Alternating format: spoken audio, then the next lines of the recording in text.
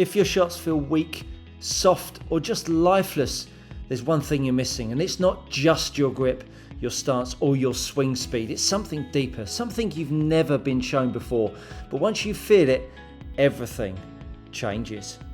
James came to see me, a really good golfer. He was battling golf ball compression. He really didn't feel like he was getting the biggest bang for his buck. Now that's the ingredient that gives every golfer the biggest smile, doesn't it? When you get that angle of attack correct and you really feel like you're squeezing that golf ball between club face and ground. There was a couple of ingredients that I really needed to change in his game, and the starter was, of course, his hold. He was uber weak with his left hand. His left hand, the thumb was down the middle of the golf club. And unfortunately, his golf swing in his backswing was getting absolutely as short as could be. When you have a weak grip as a good player, the more you make a long backswing, the more that face, relative to the path line, is becoming more and more open. The shorter you make a backswing, the more it feels like you can get the club face back to the golf ball. So the first thing we did was get the grip stronger. Now, of course, for someone that's come from a weak hold, the only thing a golfer can ever feel is that they're going to hit it left. Because the grip, if you've watched that video up there, has all of a sudden created more kink in the left hand. Now, ultimately, when people see a kink in the left hand, they immediately think, well, you're just hooding the face. Not so. I'm trying to create form and function in the left wrist.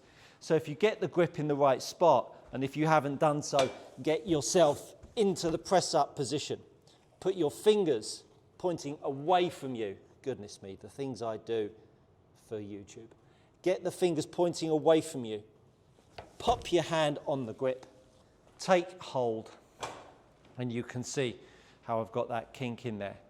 Now at that point, I needed to show him how to unload the golf club. What do you mean? Make a grip strong and then try and show someone release? Surely that means that you're going to hit it left. Absolutely incorrect. When you have that hand in that fingernails away from you spot on the golf club, it now means that the forearm can externally rotate. The forearm can externally rotate, and you can see that golf club is swinging and unloading. Now all of a sudden you've got a stronger hold, which makes your face to path value more negative, which gives you more ball speed. There's your compression. There is your golf ball compression in a nutshell. The minute you create less dynamic loft, you create more ball speed, you create more compression, you create a bigger bang for your buck. So when we now get him to swing through, I'm looking for him to still unload the golf club.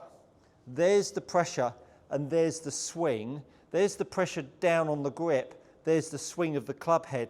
Now as that golf club is swinging, can you see that the loft is still retained, and I can see that I've got some shape in my left wrist. So all of a sudden we got him feeling that he could unload the golf club, and as he unloaded it to start with, he still got a few balls going down to the left. Now all of a sudden, because he had a short backswing, I could now encourage him to open up his right hip. So I simply got the old wedge of love out. I popped the wedge on his right foot. The wedge of love. Goodness me, Stuart. We now get him to feel how that right foot can start to push, which now starts to open up his right hip. Now, if you haven't watched this video up here, where I talk exquisitely about the swing circle, this right leg really will open up that hip and really will start to move the circle more around the golfer. Now I've got him feeling like the right hip can start to move more open. It'll open his chest up, and with the good grip, it'll now start to shift his path in a slightly different orientation, which will allow him to start to change the path line, which is now complementary of the face to path. You can see the jump of the path suddenly pushed out to the right because I opened up that right hip. So we've now got a face to path value that's negative. There's his ball compression. Now I've got a path that starts to being more complementary. What you can then encourage a golfer to do is loosen the grip pressure. The grip pressure is crucial because when we start to change direction in a golf swing, the lighter the grip pressure, the more the golf club can lag and load. There's the load. I'm pulling on the golf club. That's the load of the club, which now gets the club unloading later in the swing. So now we can encourage more angle of attack. Now the angle of attack increases. It was 2 down, now it's gone to 4 down.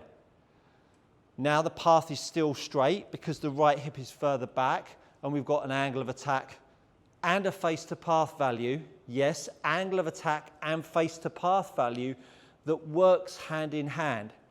For those of you that don't know, the more you hit down on a golf ball, the more the face will try and point to the right of target. And that's why casting and a crap grip is useless, because the crap grip that's opening the face is making you unload the club too soon. That's why you can't get a good angle of attack.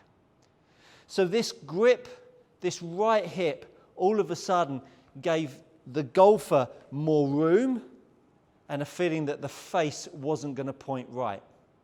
At that point, the dynamics of the golf swing start to change. The dynamics of the golf swing start to change. So now the backswing's longer. Now the backswing's longer because the hip's moving and I've got some load. Now I can get some more speed. I can get some more speed in the downswing. That extra speed all of a sudden makes the golfer want to move more. So getting that grip right, opening that hip up, loading the shaft on the way down, really got him feeling like he could move around the golf ball. So the grip in conjunction with the hip turn allowed for more time to load the club in the downswing. Loading the golf club in the downswing is crucial. And the best way of doing that is feeling like you can get the club light in the hold and feeling like you can let that weight dictate your wristing angles in the change of direction. None of this bowing nonsense. Just allow your wrist angles to behave how they want to. But it's important, if you're someone that's coming from a weak side of life golf grip, taking it in your left hand and now feeling like you can swing the club. There's the load, there's the swing. There's the load, there's the swing. Can you see how that club is unloading? It's unloading with loft.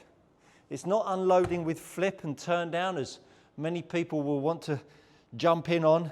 That club is unloading because the way most golfers think is if you grip the club what is perceived as strong, that means you're just going to roll the toe over it. Absolutely not. It allows you to load the club, unload it around that pad of the left hand.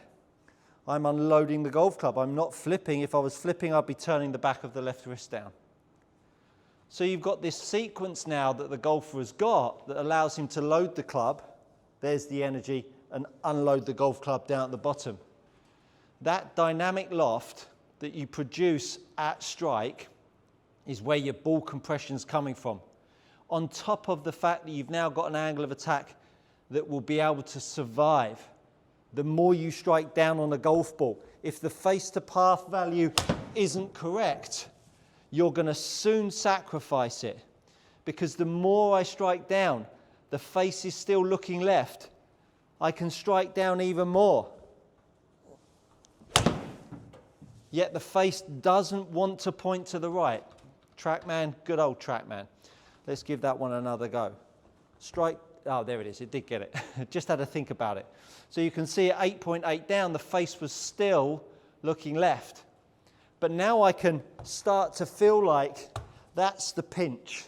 There's the pinch. But it's only my grip and the light hold that allows me to load the club. And that swing moment of where the pad of the hand is looking to the floor and that forearm can externally rotate. So that golfer now has got longer backswing, more load in the downswing. And all of a sudden he knows how to unload a golf grip that is in the stronger side. Doesn't necessarily mean that you're going to hook the golf ball. So golf ball compression is a thing of beauty. It gives you a lot. If you're tired of paying too much for your premium leather golf gloves, head over to gxgolfgloves.com. These are gloves trusted by tour players and elite amateurs alike. Use my code GOODCOACHING to receive 10% off your next order. Go try them out. You won't be disappointed. A lot of fun because you're putting in the energy and getting out the energy with the golf ball. Hopefully it's given you some insights into how to get some golf ball compression and turn your game around. Thank you so much for watching. That, my friends, is good coaching.